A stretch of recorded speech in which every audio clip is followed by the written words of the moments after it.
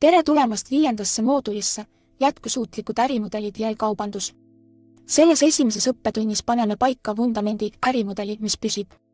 Mitte suuremat äri, vastupidavat, sinu enda tingimustel. Alustame oma võtmesõna määratlemisest, jätkusuutlik. Lihtne on eeldada, et see tähendab suurt, keerukat või keskkonnaalast. Selles moodulis tähendab see midagi lihtsamat, rahaliselt vastupidavat. Jätkusuutlik äri teenib piisavalt, järjepidevalt, et edasi kesta. See jääb ellu vaiksete kuude ajal, kaotatud kliendi, aeglase hooaja, haiguse tõttu maha jäänud nädala. Ja see toimib sinu enda tingimustel, sinu kliendid, sinu tempo, sinu töö. Eesmärk ei ole kiiresti rikkaks saada, eesmärk on 5 aasta pärast ikka veel seda tööd teha. Enne kui ehitama hakkame, kõrvaldame 3 müüti, mis takistavad inimestel üldse alustada. Esimene müüt, alustamiseks on vaja sääste või investeeringut. Tegelikkus, digitaaltoodetel, õpetamisel ja litsentsimisel on peaaegu olematu alustamiskulu. Oskusest, telefonist ja tasuta platvormist piisab. Teine müüt, jätkusuutlikkus tuleb alles siis, kui oled juba edukas. Tegelikkus on vastupidine, seda ehitatakse esimesest päevast, väikeste järjepidevate sammudega, üks tuluallikas korraga. 3. müüt, võrgustikute alustamine on puudus. Tegelikult tasandavad veebiplatvormid turgu. Sinu taust, sinu lugu, sinu vaatenurk, need on väärtused, mida ostjad ise aktiivselt otsivad. Nii et sul ei ole vaja raha, edu ega tutvusi, vaja on üht väikest, korratavat sammu. Nüüd mudeli tuum, see on selle õppetunni kõige olulisem mõte.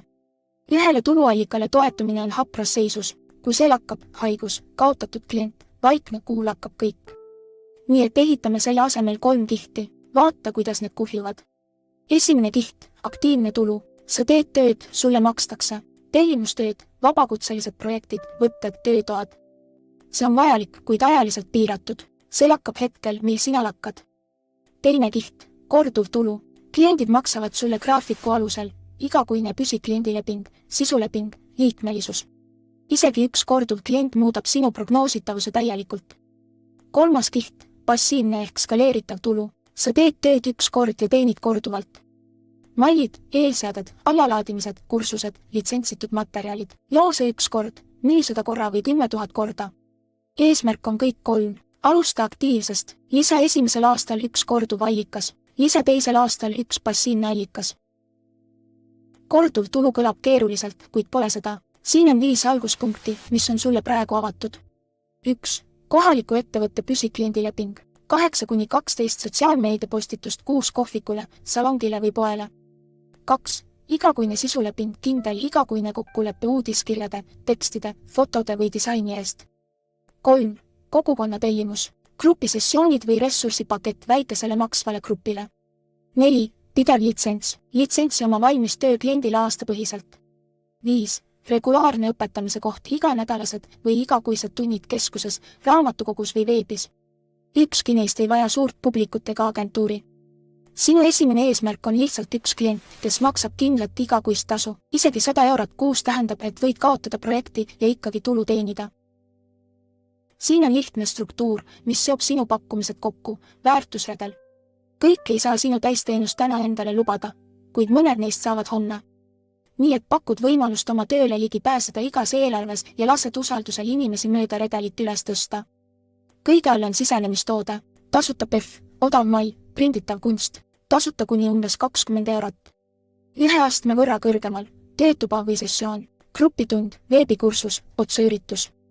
Järgmisena, sinu põhiteenus, sinu peamine pakkumine, tavaline projekt sinu standardhinnaga. Ja tipus, premium ja eritellimustöö, terviklik brändi identiteet, eritellimustöö, 1-1 nõustamine. Usalduse kasvades ronivad kliendid mööda redelit üles, iga aasta on siht järgmisesse. Räägime vastupidavusest, püsti jäämisest, kui midagi läheb valesti. Siin on võtmenihe, vastupidavus ei seisne suures säästukontos. See seisneb oma tulu disainimises nii, et ükski üksik ebaõnnestumine ei suudaks kõike korraga kokku varistada. Sa jaotad koormuse, mitu väikest allikat on turvalisemad kui üks suur ja habras. Sa omad oma kanalit, meililisti ja oma veebisaiti ei saa platvorm välja lülitada. Ja sa sead põranda, korduv tulu annab sulle prognoositava igakuise miinimumi. Mõtle nagu majakas, seda ei ehitata tormi vältima, seda ehitatakse tormis püsti seisma. Muudame selle konkreetseks 5 kindla riskiga ja iga jaoks struktuurse lahendusega.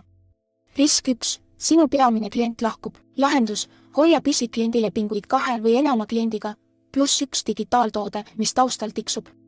Risk 2.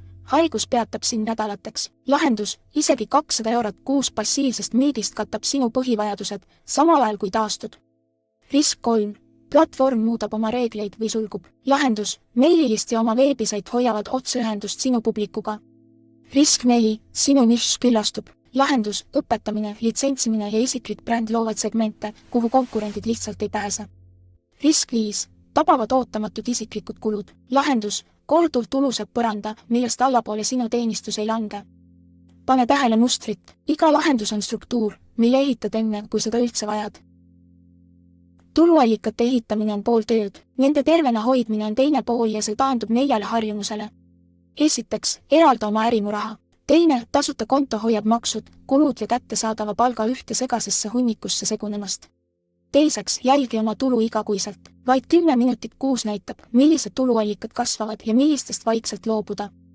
Kolmandaks, maksa esmalt endale.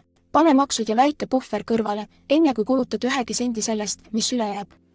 Neljandaks, investeeri osa tagasi. Lase väikesel osal igast passiivsest müügist rahastada järgmist toodet või uut oskust. Vastupidavus ei ole õnnelik aasta. See on praktika ja need 4 harjumust kaitsevad iga tuluallikat, mille ehitad. Miski sellest ei toimi, kui küsid liiga vähe, nii et paneme sinu hinnastamise paika. Loojad küsivad liiga vähe emotsionaalsetel, mitte ärilistel põhjustel.